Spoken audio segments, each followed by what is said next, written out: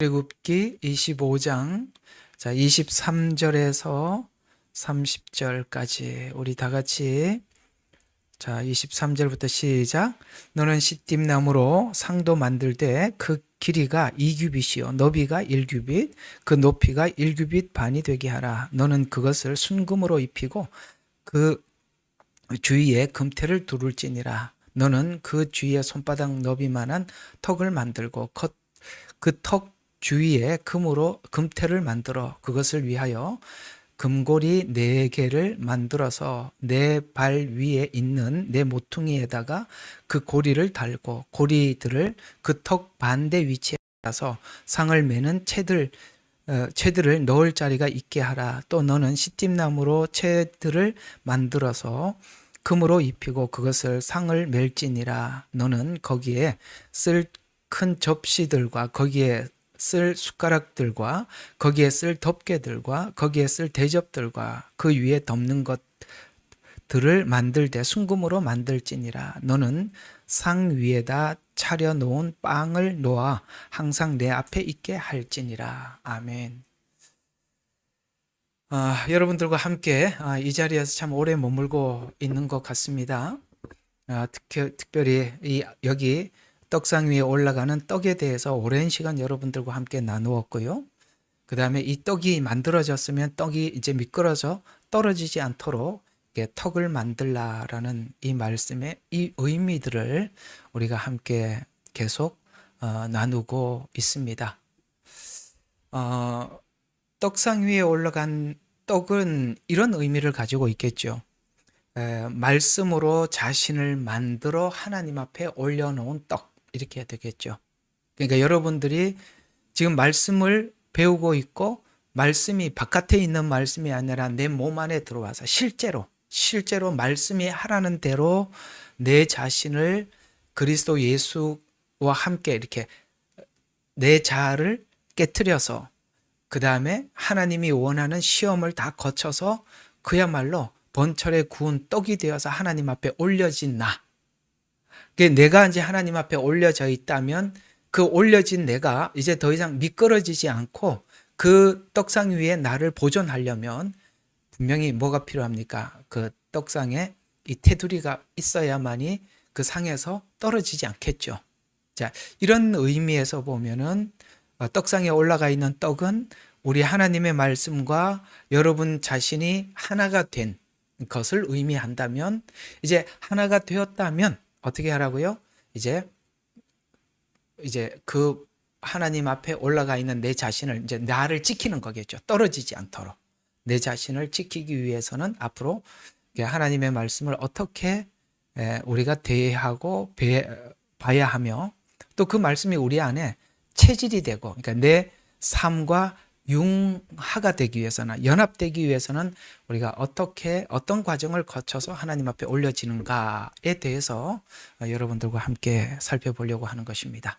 그래서 오늘은 제목을 여러분들과 함께 우리가 이제 말씀을 지금 배우고 있는데 말씀이 깊어지려면 이라는 주제를 가지고 여러분들과 함께 나눠보려고 하는 것입니다. 여러분들도 이 내용은 좀 궁금하지 않으세요? 내가 우리가 말씀은 배우고 있지만 그 말씀이 내 안에서 정말 체질이 되고 깊어지려면 이게 어떤 과정을 거쳐야 내 안에서 이게 말씀과 연합이 되고 또 깊어져 갈까라고 생각하지 않습니까? 언뜻 한 말씀이 생각이 나서 여러분들에게 이걸 좀 설명을 하면 오늘 이야기가 도움이 될까 싶은데요.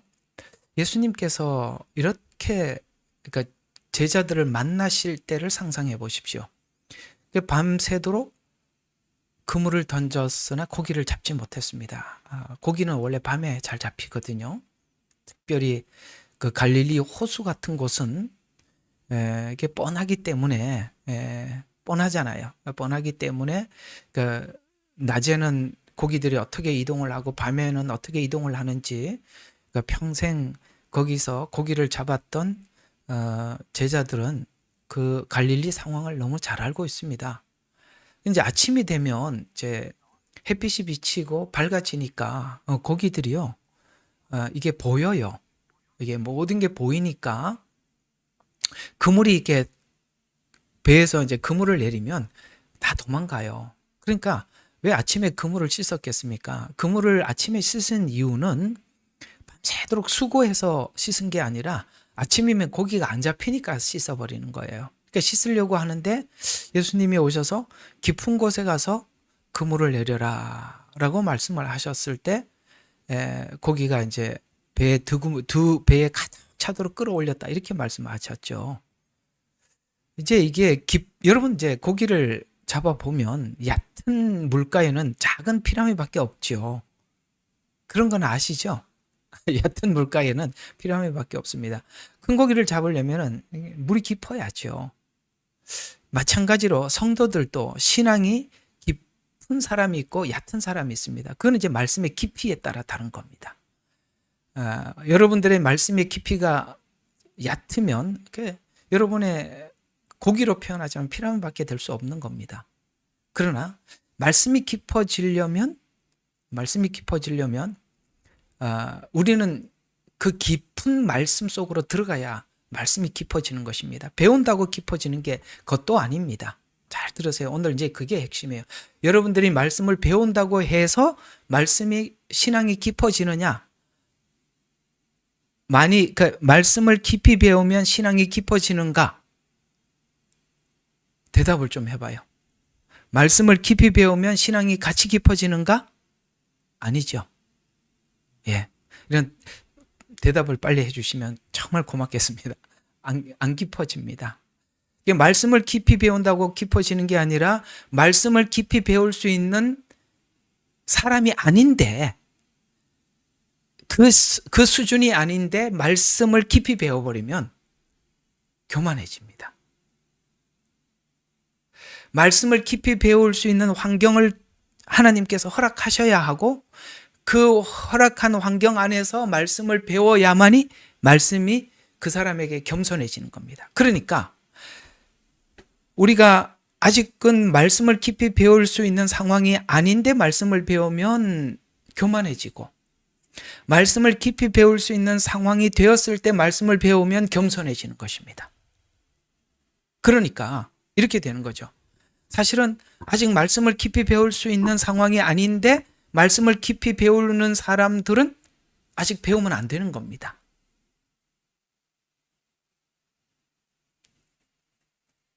그러면 혹시 나도 그런 거 아니야? 이렇게 생각하실지는 모르겠습니다만 오늘 한번 이야기를 다 들어보면 여러분들이 이게 말씀이 깊어지려면 어떻게 해야 되는지 하나님이 어떻게 상황을 몰고 가서 우리의 말씀을 깊이 만드는지를 한번 살펴보도록 하겠습니다.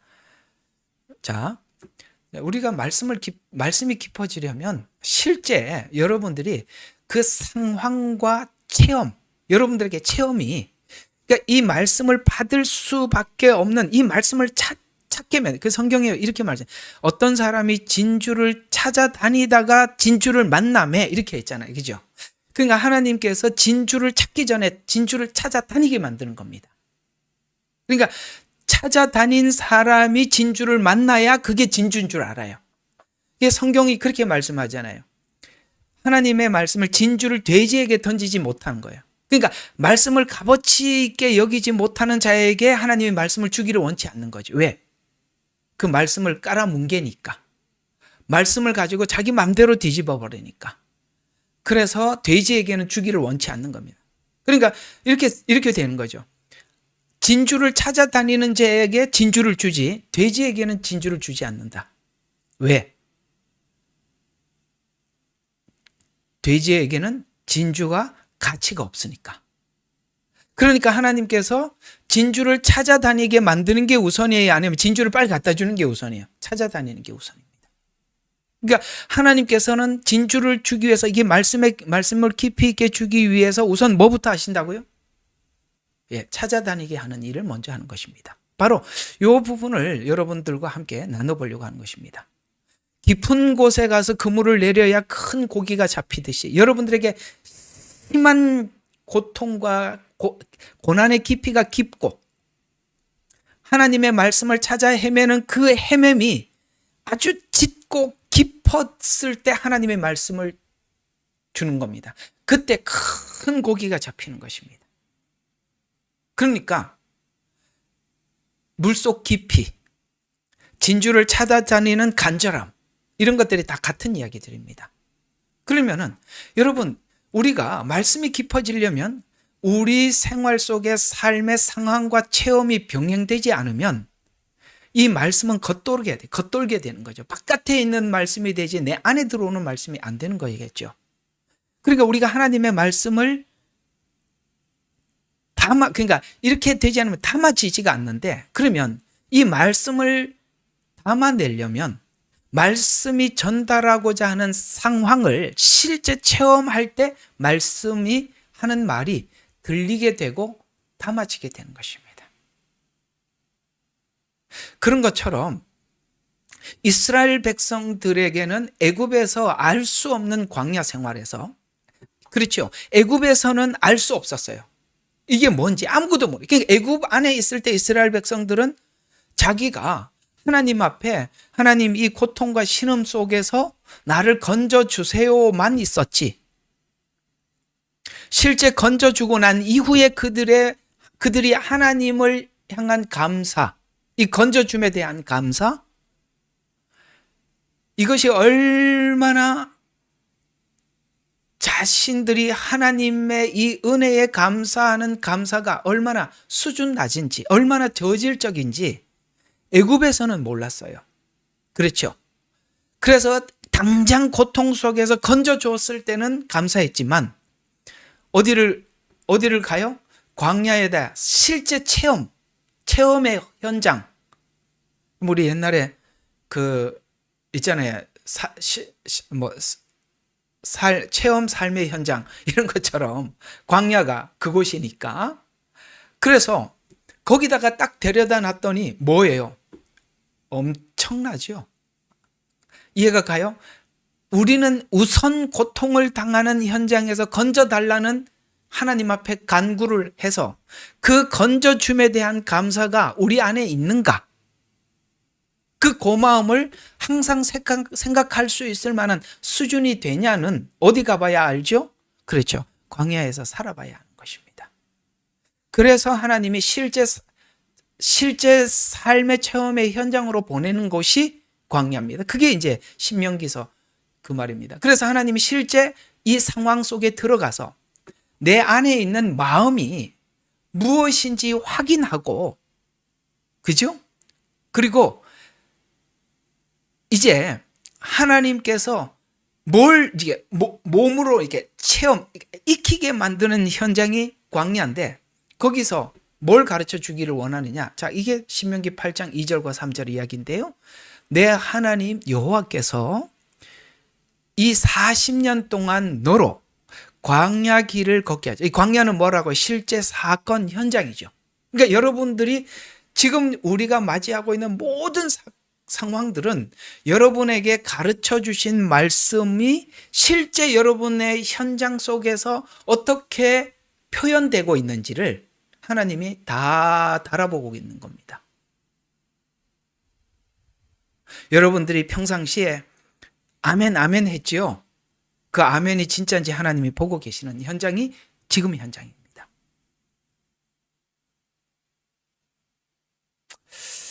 어쨌든 하나님께서 저희들에게 주신 응답이 있어서 저는 가만히 기다리고 있습니다. 왜 그런지는 모르겠습니다. 하나님이 지금 모두에게 지금 배운 말씀과 함께 여러분들이 어떻게 만들어졌는지, 과연 이 말씀을 받을 수 있는 그릇이 돼서 받았었는지 아니면 그릇이 아닌데 받았는지를 모두에게 하나하나 체크하고 있는 시간입니다. 이게 말이죠. 자, 한번 보십시다. 내 하나님 여호와께서 40년 동안 너로 광야의 길을 걷게 하신 것을 기억하라. 이거는 현장이죠. 너를 뭐 하려고? 낮추시며. 아시겠어요? 실제 가서 뭐가 돼야 정상이냐? 낮춰져야 정상입니다. 또 하나는 너를 시험하사, 낮춰졌는지 시험하사 내 마음이 어떠한지, 그 명령을 지키는지 아니 지키는지. 맞죠? 그 현장에 가보니까 알더라는 거죠. 알려 하심이라. 그러면 하나님 모르셨습니까? 라고 이렇게 말하겠죠. 물론 하나님은 알고 계시죠. 그러니까 하나님만 알고 있는 것으로 우리도, 그러니까 하나님만 알고 있는 것으로는 안 되죠. 왜요? 우리가 알아야 되는죠. 하나님은 알고 계시죠. 그러나 우리가 인정을 해야 돼. 그러니까 그 명령을 지키는지 아니 지키는지 알려 하심이라 라고 하면서 사람이 떡으로만 산다는 이야기는 뭡니까? 조건의 법칙으로 사는 거 아니다. 먹어야 산다. 이 조건의 법칙이에요. 사람이 떡으로 사는 것이 아니요. 뭘로 사는 걸 배우게 해요? 현장을 통해서 여호와의 입에서 나오는 모든 말씀으로 사는 줄 알게 하려 하심이라 라고 하나님이 답을 딱 주시는 것입니다. 이게 아무리 배워도 실제 상황을 우리가 체험하지 않으면 이 말씀이 내 안에 들어오지를 않아요. 그러니까 지금 여러분들이 이렇게 배운 말씀들이 내 안에 들어오기 위해서는 보세요. 이미 내 안에 있는 어떤 상황을 맞이하면, 그러니까 사건 현장을 맞이하면 옛날에는 그 사건 현장을 처리했던 방법들이 우리에게 모두 있었죠. 이 어떤 상황이 오면은 여러분들이 자연스럽게 막 이렇게 반응하면서 이렇게 처리했던 모든 상황을 처리했던 우리 내 상식이 있고 방법이 있었어요. 네가 옛날의 방법대로 처리하는지 아니면 내가 너에게 가르쳐준 말씀대로 처리하는지 하나님이 이제는 시험하면서 이렇게 지켜보고 있으면서 하나님이 진짜 알려주고 싶은 것은 뭐냐? 네 마음속이 어떠한지 네가 확인을 하라는 것입니다. 그게 체험의 현장이죠. 그러니까 실제 말씀이 체험이라는 현장을 지나가지 않으면 내가 지금 그게 내 몸으로 익혀져 있는지 아닌지 모르겠죠. 그걸 몸으로 익혀져 있는지 확인하기 위해서는 필연적으로 뭐가 필요하다? 현장이 필요했던 것입니다. 그러면 오늘 여기 신명기 8장 2절과 3절을 보면 바로 이런 이야기가 되겠죠. 이 단어를 잘 묵상을 해보면 체험이 말씀과 이렇게 섞여질 때, 예를 들어서 이제 가루가 됐어요. 내 자신을 하나님 앞에 드리기로 했어요. 거기에 성령의 기름을 부어야 돼. 그렇죠? 성령의 기름을 붓고 그다음에 불같은 시험, 구워야 되잖아요. 떡을 구워야 된다고 했잖아요. 이게 바로 실제 시험이에요. 불이 올라오는데 얼마나 뜨겁겠어요. 기름과 함께. 그렇게 할 때 우리가 단단해지니까. 그러니까 체험 더하기 말씀을 따라 사는 것을 배우는 순으로 그렇게 하기 위해서는 하나님이 어떤 이런 현장, 과정이 있다는데 뭘 하느냐? 굶주리게 하시는 거예요. 첫 번째. 굶주리게 한다는 말은 우리가 아무리 내 방법으로 뭘 해결하고 분노를 하고 따지고 이렇게 해갖고 해결이 되는 게 아니에요. 굶주리게. 여기서 답이 없구나. 그래서 굶주리게 한 후 뭐예요? 전혀 다른 방법. 네가 알지 못하는 만나. 적어요. 열심히 적으세요. 굶주리게 한 거. 자기 방법대로 다 하게 하고 그 다음에 뭐예요?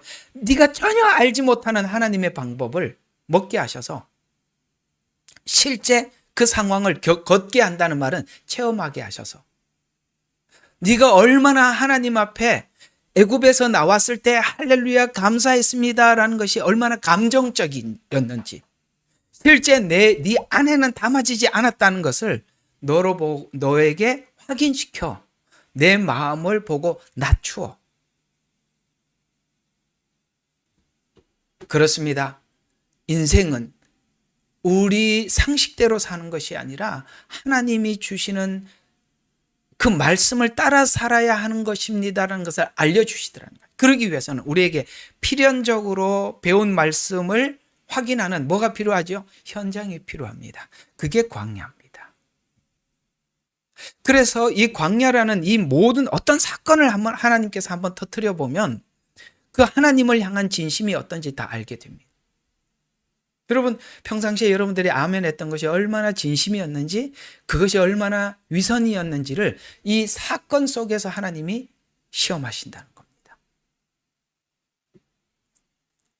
그들이 애굽에서 나왔을 때는 몰랐습니다. 당장 좋았으니까. 왜? 바로 바로라는 그 고통스러운 현장에서 벗어났을 때는 벗어났으니까 당장은 좋았겠죠. 그러나 착각하지 말아야 될 것이 그때 그 기쁨이 전부가 아니라는 사실이에요. 여러분들이 말씀을 배워서 깨달아서 아멘하고 좋아했던, 즐거워했던, 엔돌핀이 올랐던 그 장소가 믿음이 아니었다라는 거예요. 그것이 하나님과 연합했느냐는 현장에서 밝혀지는 것이다. 그래서 말씀이 깊어지려면 체험이 필요한 것입니다. 말씀을 주시고 그러려면 하나님께서 이 말씀을 전하는 자가 있어야 하고 또 여러분들은 말씀을 받는 입장에 있는데 그러면 이게 우리가 하나님을 믿고 산다는 것이 실제 여러분의 인생 속에 그러니까 하나님이 지금 우리에게 말씀을 주셔서 여러분들과 말씀과 함께 이렇게 연합시키는 이 과정이 우리에게는 정말 엄청난 고통스러운 시간들인데요. 그렇게 하시려면 하나님께서 직접 하는 게 아니라 사람을 택해. 예를 들어서 이스라엘 백성들이 광야 생활 속에서 이스라엘 백성이 자기 모습을 보고 그다음에 자기의 안에 있는 내면에 무엇이 담겼는지 보고 수정을 하고 뭐 이런 걸 하려면 지도자가 필요할 거 아니에요. 말씀을 전달하는 전달자가 필요할 거 아니에요.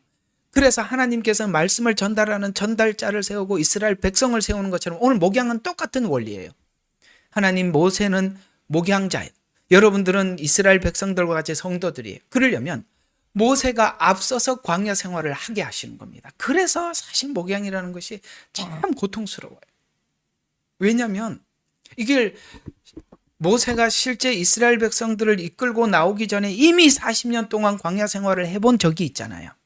그러니까 모세가 이스라엘 백성들과 똑같은 입장에서 광야를 지나면서 배우는 게 아니라 뭘 했어요? 이미 체험한 광야를 이스라엘 백성들을 이끌고 가는 겁니다. 그러니까 하나님께서 말씀을 전하는 자에게 미리 뭐를 하게? 광야 생활을 하게 해 주었던 것입니다. 그러니까 여러분들은 어떻게 생각할지 몰라도 우리는 다 알고 가는 거거든요. 그럼 목사님 그 알고 있는 거 다 설명해 주죠. 해보세요. 아니요.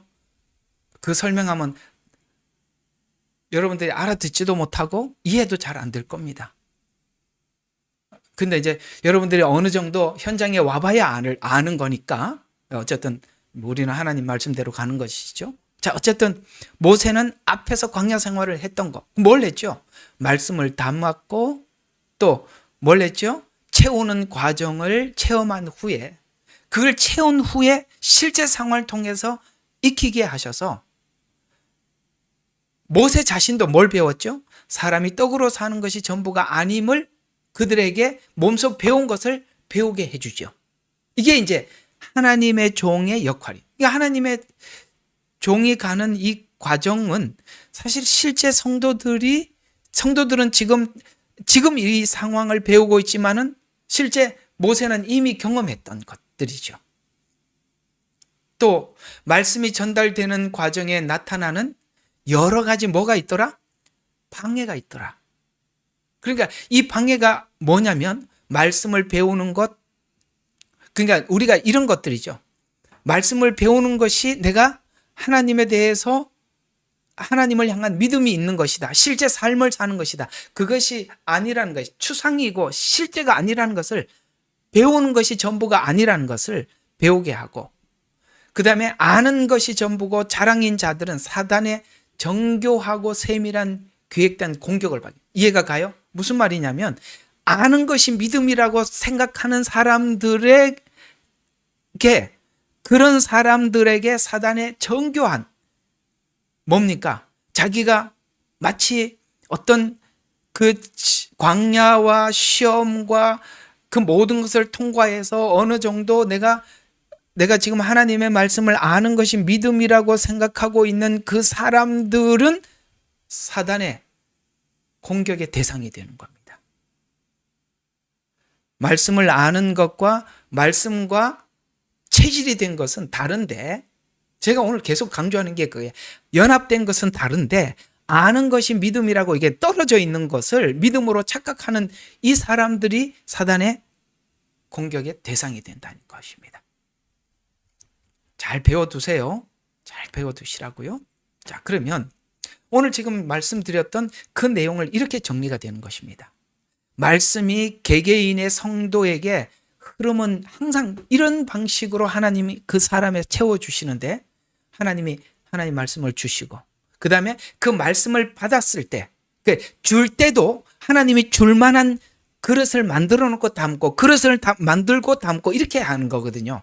그릇을 만들어 놓고 담는데 그릇이 만들어지지 않은 상태인데 담았다고 착각하지 말라는 거예요. 그릇을 넓혀 놓고 담으시지 그릇이 되지 않는데 담아 놓지 않습니다. 그래서 하나님이 그걸 그러면은 받고 난 뒤에는 뭘 해야 돼요? 그것을 지키는 싸움이 있다는 걸 아셔야 돼요. 받고 난 뒤에는 그 지키는 싸움을 해야 돼요. 그 싸움을 하나님의 말씀대로, 사람이 떡으로 사는 것이 아니라 말씀으로 산다고 말씀하신 것처럼 그 말씀대로 쭉 살아갈 때 계속 하나님이 다음 단계를 열어주시고 다음 단계를 올려주시고 이렇게 끌어올려 주시는 거예요.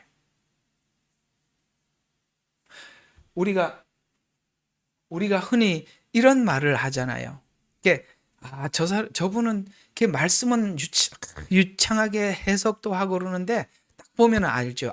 저분은 이게 말씀을 체험적으로 몸으로 받아서 아는 게 아니라 이렇게 바깥으로 빙빙 도는 사람들이 있잖아요.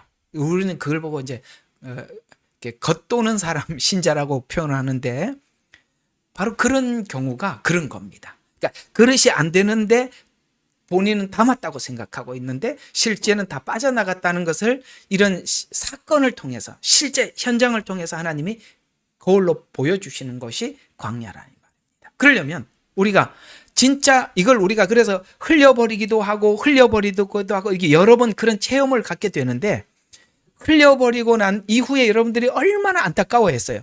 그러기 때문에 흘리지 않기 위해서 지키는 싸움을, 우리가 흘려서 안타까움을 경험한 사람들은 다시는 이 말씀을 흘려버리지 않도록 그렇게 붙잡으려고 애를 쓰는 거예요.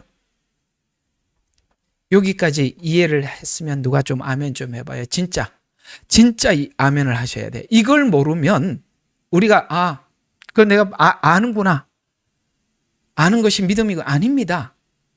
이게 내가 하나님의 말씀을 가지고 지켜내지 못했을 때, 잃어버렸을 때 그 안타까움을 여러분들이 뼛속 깊이 느낄 때 여러분들이 진짜 그 말씀을 붙잡으려고 아주 피나는 전쟁을 하게 되는 것입니다. 바로 그것입니다. 그래서 그걸 할 때 하나님이 다음을 열어주시는 거예요. 그걸 할 때 계속 하나님이 열어주시는 거예요. 이 흐름을 모르면 신앙으로, 아는 것이 신앙으로 착각하게 되는데, 이런 사람들은 언젠가 하나님과의 대립관계가 되는 것입니다. 대립관계. 자, 그러면 제가 오늘 신명기 몇 장에 8장 말씀을 가지고 했어요. 그죠? 신명기 8장을 가지고 설명을 했어요. 저는 이게 또 오늘은 이 말씀이라는 이 신명기 8장도 떡으로 사는 것이 아니요 하나님 말씀으로 사는 것이라 라는 말씀을 제가 설명을 했다면, 신약에 이 말씀이 뭐냐라는 부분을 설명한 히브리서 4장에서 한번 살펴보면 좀 더 뚜렷하게 정리가 됩니다. 자, 히브리서 4장 12절에 보면, 자, 우리 찾아봐요. 히브리서 4장 12절입니다. 히브리서 4장 12절입니다. 다 같이 시작. 하나님의 말씀은 살아있고 활력이 있어 양날에 있는 어떤 칼보다 예리하여 혼과 영과 그리고 관절과 골수, 이건 뭐냐면 우리 몸 체질을 이야기하는 것입니다. 찔러 가르고 마음의 생각들과 의도들을 판별하시느니라, 이렇게 말씀하고 있습니다. 자, 우리의 아까 마음이 어떠한지 알려 하려 하심이라 라는 말처럼 뭐라고요? 마음의 생각들과 의도들을 판별한다, 이렇게 했습니다. 좀 더 세밀해졌죠, 아까 신명기 말씀보다. 그죠? 자, 그럼 이게 왜, 자, 오늘은 이걸 좀 살펴볼 필요가 있는 것이 뭐냐면, 왜 말씀이 좌우에 날이 선 검이냐, 이 표현은 어떤 표현을 가지고 배경으로 하는 거냐면, 로마 군인들이 그 당시에 가지고 있었던 칼을 배경으로 한 것입니다. 여러분 아시죠? 로마 군대가 최강의 군대라는 거 아시죠? 그 과거에 있었던 어떤 정예 부대보다 이 로마 군이 가지고 있던 병기는 최강의 병기였습니다. 이런 좌우에 날이 선 검과 같은 이 검을 가지고 있었기 때문에 로마가 세계를 점령할 수 있었어요. 요즘 이렇게 전쟁 소식을 듣지 않습니까? 전쟁을 보면 어떻습니까? 좋은 무기를 가지고 최강의 무기를 가진 사람이 전쟁에서 이기고 영토를 확장할 수 있었듯이 신무기들을 보면서 저런 무기가 있어서 라고 할 만큼 신무기들을 보듯이 그 당시에 보통 지금까지 검은 한쪽에만 날이 있었어요. 이해가 가요? 한쪽에만 날이 있었어요. 그런데 로마 군이 가지고 있는 칼을 보면 이게 로마 군인들이 가지고 있는 그 군인들의 복장 이게 인터넷에 보면 많이 나오거든요.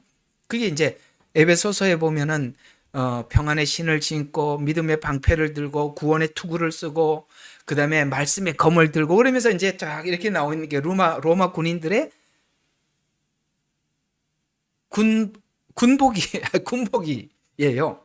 그걸 이제 상상을 해보면 그때 그 로마 군인이 딱 들고 있는 칼을 보시면 양날에 서 있습니다. 이건 뭘 의미하느냐면 아주 엄청난 파괴력을 가지고 있는데 그 파괴력이 어디까지냐면 혼과 영과 관절과 골수까지 쪼개는 능력을 가지고 있다는 게 그게 하나님의 말씀이 아주 깊고 깊게 아주 완전히 깊게 들어오는데 어디까지 마음과 생각과 뜻까지 분별할 만큼 하나님의 말씀은 예리해서 거기까지 파고든다는 얘기입니다. 이게 무슨 이야기냐면 이 이야기에 지금 이 말이 지금 이스라엘 백성들이 광야 생활을 했던 배경을 설명을 하면서 이 말이 나온 거거든요. 그러면 이렇게 되는 거죠. 신명기 8장에 있는 말씀을 가지고 와서 히브리서가 지금 로마서 4장에 말씀이 이런 거다라고 이렇게 설명을 해주고 있는 겁니다. 그러면 이 말씀을 히브리서에 있는 이 말씀을 이해하려면 지금 이스라엘 광야 생활을 가지고 왔다면 이게 신명기 8장에 있는 말씀과 연결이 되어서 이렇게 쭉 보면 이렇게 되는 것입니다. 자, 한번 이 말씀이 나오기 전에 있었던 3, 4장, 히브리서 3, 4장의 문맥의 흐름을 보면 이렇게 되어 있습니다. 이 구절은 하나님의 음성을 듣고도 이렇게 오늘 표현대로 하면 그 말씀, 예리한 말씀, 로마 군인들이 가지고 있는 예리한 말씀을 듣고도 불순종한 광야 이스라엘과 연결을 시켜서 순종과 연결되지 않는 말씀은 잘 들어요. 놀랍게도 자기를 찌른답니다. 잘 기억해 두세요. 여러분들이 이 말씀을 듣고 여러분이 이 말씀을 내가 거울 삼아 나를 보고 그 말씀을 내 안에서 체질화시키지 않으면 내가 망하는 겁니다. 제가 자주 말씀드렸죠. 이 말씀도 이렇게 여러분들이 깊은 말씀을 듣고 여러분들이 엇나가면 답이 없다고. 잘못 가면 답이 없다고. 여러 번 말씀드렸죠. 왜요? 이 말씀은요. 상대방을 찌를 때는 영과 혼과 골수를 찌르길 만큼 깊이 찌르지만 물론 상대방을 공격하기 위해서 그러나 하나님의 말씀을 상대방을 찌르기 위해서 하나님의 말씀을 갖는 게 아니라 그 말씀이 나를 찌르기 위해서 갖는 말씀 맞지요? 자기를 찌르지 않으면 이해가 갑니까? 이 말씀이 자기를 찌르지 않으면 이 말씀 때문에 자기가 망하는 겁니다. 왜? 양날검이기 때문에 상대방을 아주 깊게 칠 수도 있지만 반대로 잘못 사용하면 자기가 다치는 거예요. 왜? 한날검은 상대방을 공격하고 자기는 다치지 않는데 양날검이기 때문에 자기가 다치는 거예요. 그 말이에요. 그래서 좌우의 날이 선 검이라고 표현하는 겁니다. 그러니까 여러분들이 말씀을 잘못 배워서 그 말씀을 배운 것이 믿음이라고 생각을 하고 여러분들이 그렇게 딱 오해를 하면 여러분 스스로가 망해가는 겁니다. 그래서 무서운 겁니다, 말씀이. 그래서 하나님이 말씀이 아무나에게 주지 않고 돼지에게 주지 않는 겁니다. 돼지에게 줘봐야 망하니까 그런 자들에게는 주려고 줄 마음이 없는 거예요. 여러분들 오늘 이 말씀을 여러분 있잖아요. 잘 이해하시기 바랍니다. 아마 여러분들이 오늘 이 말씀이 무슨 말인지 막 와닿을 거예요. 그냥 하나님이 이렇게 가르치라고 하니까 제가 여러분들한테 말씀을 드리는 것입니다. 그래서 순종과 내 자신이 하나님 앞에 쳐서 복종하는 이 순종과 연결되지 않는 말씀은 어떻게 자신을 찌르는지를 앞에서 설명한 겁니다. 자, 어떻게 자신을 찔렀는지 히브리서 3장 7절 11절 한번 봐요. 자, 그러므로 성령께서 말씀하시기를 오늘 너희가 그의 음성을 듣거든 뭐예요? 하나님의 말씀, 예리한 말씀을 듣거든 격려할 때. 왜 격려했죠? 자기가 하나님 앞에 순종하지 않고 자기를 돌아보지 않아요. 그래서 하나님이 격려하셨죠. 격려할 때 곧 광야에서 시험의 날과 같이 너희 마음들을 완악하게. 왜 완악했죠? 자기를 찌르지 않은 것을 성경은 완악하다고 표현하는 겁니다. 그 말씀이 자기를 돌아보지 않는 것을 하나님이 완악하다고 표현하는 것입니다. 그래서 완악하게 하지 마라. 그때의 너희 조상들이 실제 너희 조상들이 나를 시험하였고 나를 증명하였으며 또 내가 한 일들을 40년 동안 보았느니라. 계속 보았어요. 그러므로 내가 그 시대에 대해 노여워하여 말하기를 그들은 항상 마음이 미혹되어 내 길들을 깨닫지 못하였느니라. 내가 내 진노 가운데 행하기를 그들은 내 안식에 들어오지 못하리라. 늘 평생 떠돌이 생활을 했다는 거예요. 맨날 하나님 앞에, 쉽게 말해서 이사야 표현대로 하자 너희 몸을 보니까 머리부터 발끝까지 얻어맞은 것밖에 없다는 거예요. 누구는 계속 맞아야 배우는 사람이 있어요. 이스라엘 백성들은 끝까지 맞았어요. 그 얘기입니다. 여러분은 왜 그렇게 됐다고요? 말씀을 듣고 마음이 완고해져. 하나님이 격노한. 그렇다고 하나님이 약속한 이스라엘 백성을 포기할 수 없으니까 머리부터 발끝까지 항상 얻어맞은 흔적 외에는 아무것도 없다라는 거예요. 하나님은 포기할 수는 없고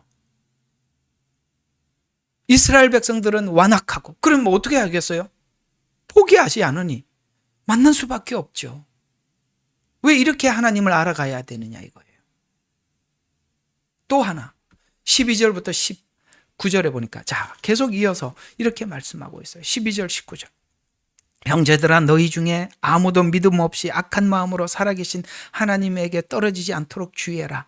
오직 오늘 지금이 중요하다는 거예요. 지금 내일 할게요. 다음에 할게요. 그렇게 가지 말고 오늘이라고 부르는 동안 매일 서로 권면하여 너희 중 아무도 죄의 속임수에 빠져 완악하게 돼. 왜 완악하게 되었다고요? 죄의 속임수. 무슨 말이에요?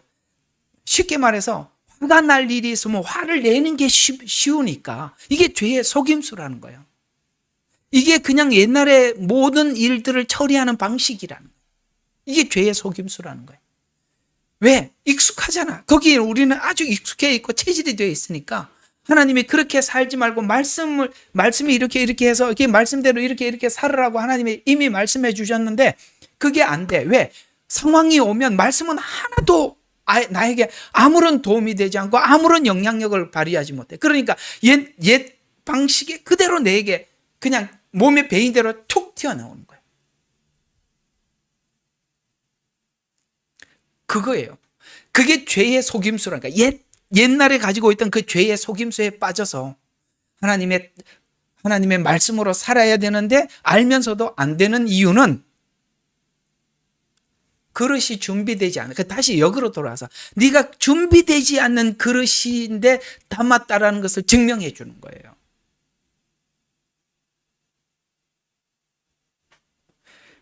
그래서 어디까지 갔죠? 14절. 이는 우리가 처음의 확신을 끝까지 견고하게 붙들면 그리스도께 참여한 자가 되리라. 변함이 없어요. 하나님의 말씀이 여러분들에게 아멘하고 받았던 그 말씀을 꼭 붙들고 끝까지 가라는 거예요. 하나님이 이렇게 하라 그러면은 그냥 사람들이 볼 때 등신 소리를 들어도 그냥 그 말씀 주신 그대로 그냥 가라는 거예요. 그렇죠. 가서 누군들 가서 막 그 옛날 방법대로 막 하고 싶지 않은 사람이 누가 있겠어요? 당장 하고 싶죠. 그러나 하나님이 한번 이렇게 해라라고 하면 그걸 그냥 붙잡고 가는 거야, 그냥. 에? 여러분들 배운 대로 하는지 안 하는지 하나님 달아보시겠다는 거예요. 그 얘기잖아요. 처음에 확신을 끝까지 견고하게 붙들면 그리스도께 참여한다는 거예요. 주님의 생애에 그 예수님께서 걸어갔던 길을 우리가 함께 참여하면서 걷게 된다. 그리스도께 참여하게 된다. 말씀에 이른 바와 같이 오늘 너희가 그의 음성을 듣거든 하나님이 뭐라고 말씀을 하시거든 경노할 때와 같이 너희 마음을 완악하게 하지 마. 끊임없이 하는 말이 완악하게 하지 마라. 완악하게 하지 마라. 이 말을 계속하는 거예요. 완악하게 하지 마라. 이는 어떤 자들이 말씀을 들을 때 경록해 하였으며라. 그러므로 모세에 의하여 이집트에 나온 모든 사람이 그러한 것은 아니하였느니라. 또 하나님께서 40년 동안 누구에게 노여워하였느냐? 범죄하여 그 시체가 광야에 쓰러진 자가 아니냐? 여기서는 이 사람들은 광야 생활하면서 하나님 앞에 하나님이 주시는 안식은 한 번도 하나님이 이런 분이구나. 평화 하늘에서 내려오네. 이건 한 번도 경험하지 못하고 맨날 하나님 앞에 두들겨 맞을까봐 이렇게만 다녔다는 거야. 그게 얼마나 비참한 인생이에요. 예수 믿으면서 맨날 하나님 앞에 맞을까 안 맞을까 이것만 궁리하고 사니 그 얼마나 불쌍한 거예요. 하나님이 주시는 평화와 안식은 한 번도 누려본 적이 없다는 거예요. 가나안 땅에서 얻었던 그 안식, 주님 안에 있는 예수 안에 있는 그 평화를 한 번도 마음에 누려보지 못하고 살았다는 거예요. 늘 조급하고 늘 완악하고 늘 반항적이고 그렇게 살았더라. 그러나 다 그런 것은 아니다. 그 중에 여호수아와 갈렙은 달랐지요. 그래서 18절 계속 봐요. 또 하나님께서 누구에게 맹세하여 그 안식에 들어오지 못하리라고 하였느냐? 믿지 아니하는 자들에게 하신 것 아니냐? 그러므로 우리가 보건대 그들이 들어가지 못한 것은 안식을 누리지 못하고 산 것은 이런 표현이죠. 뭐라고요? 믿음이 없었기 때문이라. 여러분 하나님을 믿고 살면 어떤 상황 속에서도 아무리 힘들더라도 결국 하나님의 말씀을 탁 묵상을 하면 그래도 넘어가고 마음의 평화가 찾아오는데 하나님을 믿지 못하면 그렇게 불안한 인생을 살고 늘 충돌하고 이렇게 완악한 인생을 살게 된다라고 말씀하고 있습니다. 그러면서 이제 4장에 넘어가서 안식할 기회가 지금도 열려 있다라고 이렇게 얘기하는 거예요. 안식할 기회가 지금도 열려 있다. 그래서 오늘 여기 이제 이 히브리서 4장 12절이 나오기 전에 3장에 그렇게 설명을 하다가 4장에 와서 지금도 아직도 이 본보기를 봐라. 그들이 지금 이렇게 살았던데도 네가 살 필요가 있느냐? 왜? 주님이 오셨다가 가셨지 않냐? 네가 그를 봤지 않냐? 히브리서가 그 얘기잖아요. 맞죠? 히브리서는 너희가 그를 봤다는 거죠. 그러니 너가 그렇게 살 필요가 있느냐? 그러니까 말씀 앞에서 우리가 하나님 앞에 어떻게 반응하느냐에 따라서 이것이 네가 생명의 길로 가고 멸망의 길로 가는 것을 네가 3장의 조상들을 통해서 봤다면 왜 그렇게 하나님이 엄중한가? 왜 말씀을 들을 때 조심해야 하는가는 말씀은 단순한 정보가 아니라 뭐예요? 이 말씀을 하나님께서 주시고 네 마음이 어떠한지 그 말씀을 받았는지 안 받았는지를 시험을 통해서 흔들어 뭘 한다고요? 해부해. 네 마음의 의도가 뭔지 하나님이 한번 딱 드러내 주시겠다. 많이 도움되시죠? 무슨 말인지. 여러분들은 모든 상황 속에서 지금 하나님 앞에 어떻게 살고 계십니까?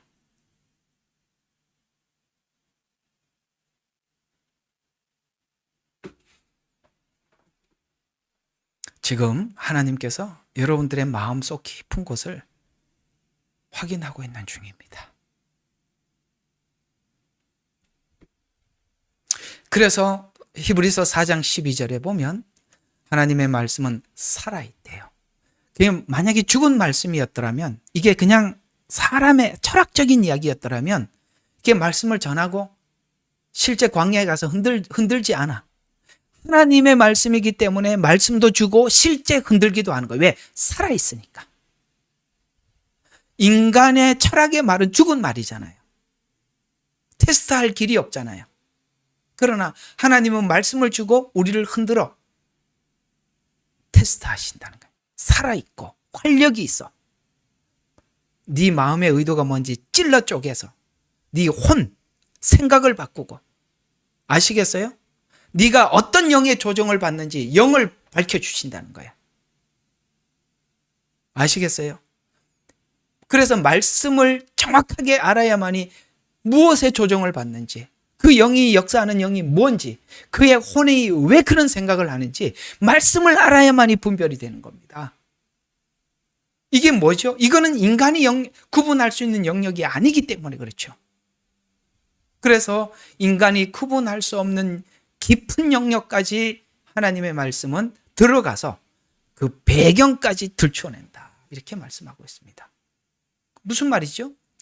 겉의 행동이 아니라 그 사람이 하는 말이 전부가 아니라 겉의 행동이 아니라 내면의 동기, 그 숨은 중심, 의도까지 다 드러내 주시겠다. 라고 하면서 말씀은 분별하는 것입니다. 마음과 생각과 뜻과 의도까지 다 분별해요. 단순히 드러내는 것이 아니라 판단해내는데 여기에 말씀이 왜 검으로 표현되는지 의미가 검은 뭐죠? 여러분 검은 뭐죠? 죽이는 도구요. 심판의 도구 아니겠어요? 하나님의 말씀은요. 검으로 표현하는 것은 죽이는 도구, 심판의 도구로 말씀은 유독 좌우의 날이 선 검과 같아서 우리가 어디로 피해도 아까 굉장히 예리하다 그러잖아요. 로마 군인들의 칼이. 그런 것처럼 어디로 피해도 피할 수 없는 절대적인 판단 혹은 강력한 파괴력 혹은 말씀을 배우고 안다는 것은 자신을 죽일 수도 있다는 거. 그게 무서운 거예요. 더는 길이 없다고. 무서운 거예요, 이게. 오늘 여기 히브리서가 그랬잖아요. 살아계신 하나님께 빠져드는 것이 두려운 거라고요. 하나님의 말씀을 깊이 열어주는 것이 감사한 일이지만 여러분들이 깊어지고 그걸 여러분들이 하나님 말씀 부여잡고 여러분들이 뒹굴 때 여러분들은 깊어지지만 이것이 아시겠어요? 지식이 믿음이라고 착각하는 한 이거는 자기를 죽일 수도 있다는 의미가 되는 것입니다. 그래서 광야에서 본 이스라엘 행동을 예로 들어서 배워도 우리가 판단할 수 있고 배운 거 가지고 그래서 바리새인들이 그렇게 많이 배워도 뭐 합니까? 남을 판단하고 정죄하고 남의 티까지 찾아내지만 배운 말씀은 자기의 들보도 보지 못할 만큼이나 타인을 향해 갈 수도 있다는 겁니다. 무서운 이야기입니다. 왜? 말씀은요 세밀한 걸 다 찾아내기 때문에 그렇습니다. 그래서 그 말씀을 가지고 쫙 보면은 쫙 보이는데 문제는 자기 보라 그랬지 뭘 누구 남을 보라 그랬어요. 하나님이 지금 묻는 거예요. 네가 배운 말씀이 너를 볼 수 있는 도구냐 남을 판단하는 도구로 남았느냐라고 묻는 것입니다. 오늘 그러면 이 문맥 속에서 정확한 의미는 4장 13절이 이렇게 이야기를 하는 것입니다. 우리 4장 13절 같이 한번 보시죠. 자, 이 하나님의 말씀, 아까 12절의 말씀이 생각과 의도를 판별한다고 하면서 13절에 이어서 이렇게 그 어떤 피조물도 그분 앞에서 나타나지 않는 것이 하나도 없나니 오직 만물이 우리가 뭐를 해요? 회개. 마지막 하나님께 네가 들은 말씀에 대해서 마지막 회개한단 말이에요. 이렇다 저렇다 하나님 앞에 다 회개하는 것까지 그의 눈 앞에 벌거벗은 채로 명백히 드러나게 돼요. 아까 저번에 말했죠. 여러분 우리 주님 앞에 서면 백보자 심판이 어떻다 그랬습니까? 그 보좌 앞에 가서 그랬더래요. 안 그랬더래요. 아니에요. 아이고, 그렇습니다. 그때 그게 사실은 그게 아닌데, 이런 게 아니라 그 앞에 서서 벌거벗게 드러난다는 것은 스스로 자백해. 그게 얼마나, 이런 게 있잖아요. 너무 거룩한 그 앞에서 자기를 숨길 수가 없는 곳이 백보자예요. 자기를 스스로 벌거벗은 자처럼 고백하는 자리. 드러나느니라. 그 앞에 가서 그렇게 드러나지 않도록 지금 하나님께서 여러분들에게 말씀을 줘서 여러분 스스로를 고치라고, 그래서 하나님이 지금 말씀을 주고 계시는 거거든요. 우리가 하나님의 말씀이 찌를 때, 하나님 앞에서 완전히 드러날 때 우리는 우리 자신을 거울로 보는가 타인을 보는가, 혹은 그 말씀을 전하는 자에게 반박하는가로 나누어지는데, 반응에 따라 순종으로 가지만 놀랍게도 이 검은 아까 심판하듯 재판을 하듯이 결말을 죽이는 거잖아요. 그런 것처럼 이 말씀이 자기를 죽일 수도 있다라고 말씀하고 있는 것입니다. 그래서 말씀의 귀를 열 때 귀를 기울여야 할 만큼 이미 작업을 하고 있고, 말씀을 들려주셨을 때 하나님께서는 분명히 말씀을 통해서 하나님께서 그 말씀이 뭐하고 만나는지 아세요? 하나님의 말씀이 올 때 내 양심과 만나는 겁니다. 그래서 사단이 하는 작업은 딱 하나죠. 양심을 차단시켜버리는 겁니다. 그래서 성경의 히브리서가 그거예요. 양심이 막힌 사람은 구제할 방법이 없어요. 사단은 그 양심을 굳게 만들고 감각을 잃어버리게 만들어요. 이상하게 사단에게 사로잡히면 양심이 사라져. 고마움도 감사도 사라져. 그래서 이상하게도 양심이 딱 닫혀버리게 되면 그 말씀이 찾아올 때 이 양심이라는 감각을 지나서 들어와야 되는데 양심이 굳어져 있으니까 이 말씀이 내 안에 들어오지를 못해요. 그거예요. 그래서 하나님의 말씀에 귀를 열 때 귀를 열어야 할 만큼 하나님이 이미 우리에게 작업을 해줬어요. 그런데 그 작업을 해주었을 때 그 양심이 살아야 들리는데, 사단이 여러 가지 이유로 너는 의롭다, 너는 정당하다, 너의 말은 옳다, 이렇게 해서 양심을 굳어지게 만들면 양심이 닫혀버려요. 그래서 아무리 말씀을 전해도 그 말씀은 그에게 도달하지 않는 거예요. 무서운 겁니다. 이게 뭐냐면 우리가 하나님 앞에 공의를 잊지 말아야 돼. 하나님 앞에 내 공의를 상실하는 순간 내 안에 공의, 모든 것을 정말 하나님 앞에 정직하게 보는 게 공의거든요. 이 공의가 사라지는 순간 하나님의 말씀이 자기에게 자유를 주는 말씀으로만 느껴져요. 너를 인정해 주는 말씀으로만 보여요. 이상해요. 희한해요. 우리가 내 마음에 양심이 닫혀버리면 이 모든 말씀들이 다 나에게 자유를 주고 네가 옳다 막 이렇게 보여져. 희한해. 그렇게 되는 거예요. 그래. 우리 말 정확하게. 그래서 성경에 양심에 화인을 맞지 않도록 맞아요. 그 말이에요. 그래서 양심이 닫는가 여는가에 따라서 말씀은 자신에게 향할 수도 있고 하나님께 원망하며 돌릴 수도 있고 타인을 공격하는 용어로 쓸 수 있다는 것이죠. 이게 무서운 겁니다. 혹시나 여러분들 하나님 말씀이 다가올 때 우리가 이 말씀이 이 화살이 어느 쪽을 향해서 가는지 보십시오. 하나님을 향해서 하나님을 앞에 원망을 하거나 타인을 판단하거나 이렇게 가면 여러분들은 오늘 여기 성경대로 히브리서 3장 4장 말씀대로 한다면 내가 양심의 화인을 사단이 맞게 해서 내게로 향하지 않구나 이렇게 보면 되는 것입니다. 이 무서운 것이요. 검이 움직이듯 말씀은 생명이 있어서 움직이는데 숨은 동기를 지적하고, 하나님은 항상 뭐를 중요시 여기냐면 우리가 말하는 결과가 아니라 동기를 하나님이 항상 묻는 거예요. 네 그 의도가 뭐냐?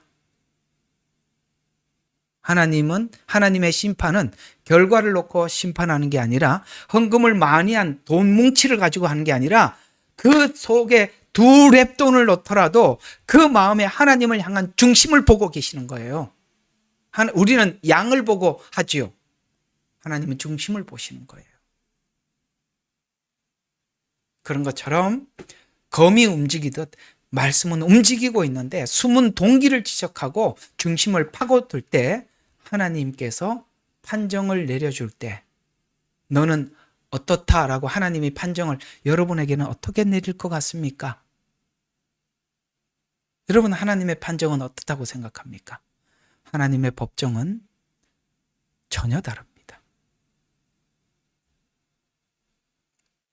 그래서 오늘 이 말씀의 결론은 여기까지 할게요. 결론은 말씀을 듣는 것은 안전한 일이라 가장 긴장 일이 아니라, 아시겠어요? 말씀을 듣고 이해가 되고 이것이 안전한 일이 아니라 이 말씀을 우리에게 깊이 열어준다는 것은 정말 긴장된 순간이고 어쩌면 이 말씀이 이렇게 생각이 돼. 너무너무. 그래서 네가 피 흘리기까지 싸우라는 이야기가 심판과 생명이 갈라지는 자리라는 거예요. 이 말씀을 받을 때 진짜 그래서 성경에 보면 하나님의 말씀을 간절함으로 받고라고 했잖아요. 그리고 그런가 하여 하나님의 말씀을 상고했다고 하지 않습니까? 그래서 우리가 이 말씀을 받는 순간은 아주 긴장된 순간이고, 왜요? 생명과 심판이 갈라지는 자리이기 때문에 말씀을 배워야 할 정도로, 이 말씀은 그냥 지식으로 배워야 할 정도로 보면 위험하죠. 말씀은 지금 생명과 심판의 갈림길에서 우리 자신을 해부하고 우리 속에 있는 의도들을 진단하고 있는 것입니다. 광야에서 이스라엘 백성이 넘어진 이 히브리서 3장에 있는 말씀처럼 말씀을 좋아하는 것과 말씀이 얼마나 예리한 능력이 있는지를 알고 싸움을 하는 자의 차이는 들을 때 차이가 나지 않지만, 말씀이 좋아서 듣는 사람은 이나 말씀을 간절하게 듣는 사람은 들을 때는 같이 듣는 것 같이 보이지만 하나님이 현장에 갖다 놓으면, 상황을 갖다, 광야에 갖다 놓으면 모두 드러나더라는 거예요. 저희 교회는 하나님께서 말씀만 가르치는 교회가 아닙니다. 실제 상황을 허락하는 교회입니다. 너희가 그때 아멘 했던 것이 지금 어떤지 봐라. 하나님이 얘기하는 것입니다. 우리가 말씀을 잘 알면 분별도 할 줄 아는 거예요. 그래서 하나님께서 맡겨진 말씀, 우리에게 주신 말씀, 그 다음에 뭘 해야 되죠? 지키는 싸움이라는 경로를 모르면 그저 그 말씀은 무능력할 뿐입니다. 성경은 말했죠. 이 문제 이제 다음 주에 한 번 더 항상 배운다고 저절로 진리에 이르는 것은 아니라고 디모데후서 전서 6장 17절과 21절 아시죠? 항상 배우나 진리에 이르지 못할 수 있습니다. 요거 배워보겠습니다. 기준을 가져야 돼. 하나님의 말씀이라는 기준. 그리고 우리가 이 말씀과 하나 된 이 떡과 같이 체질이 된 것이 하나님의 말씀이라는 이 테두리 안에서 벗어나지 않도록 그 안에서 그 떡이 떡상 위에 올려져 있어야 돼. 그걸 지키는 것이 이제는 여러분들의 숙제예요. 사단은 그 말씀을 뺏으려고 하고 우리는 지키려고 하는 이 사이에 치열한 보이지 않는 전쟁이 있다는 것. 그 전쟁이 있다는 것을 가르쳐주기 위해서 하나님이 이런 사건들을 일으켜서 내 속에 무엇을 담아두었는지 확인시키는 작업까지 하시니 감사한 일이죠. 힘들지만 감사한 일이죠. 네. 어쨌든 하나님께서 주신 시간까지 잘 인내하셔서 우리 이상하게 저번에 말씀드린 것처럼 다시 만날 때 예수 안에 다시 만납시다. 예레미야의 눈물은 시대에 맞는 말씀 선포와 변질되지 않은 순수 복음을 외치고 있습니다. 함께 연결되어 하나님께 예배드리며 이 마지막 때에 하나님께 쓰임받길 원하시는 분은 카카오 채널로 연락 주시면 연락드리도록 하겠습니다. 고정 댓글에 채널 경고와 착제에 대비한 예비 채널과 제2채널 링크를 올렸습니다. 이 채널 또한 구독 부탁드리겠습니다. 감사합니다. 우리는 역사상 가장 중요한 시점을 지나고 있습니다. 하나님께서는 하나님의 일을 하시기 전에 사람을 준비시키셨음을 우리가 알고 있습니다. 하나님 말씀은 마지막 때에 대추수, 대부흥의 때가 있다고 분명히 예언하고 있습니다. 아멘. 하나님의 말씀이 그대로 성취될 것을 믿습니다. 예레미야 눈물은 잠자는 교회와 영혼을 깨우기 위해 노력하고 있습니다. 이 가슴 뛰는 일에 함께 하길 원하시는 분은 카카오 채널로 연락 주시기 바랍니다. 당신은 위대한 하나님의 사람입니다.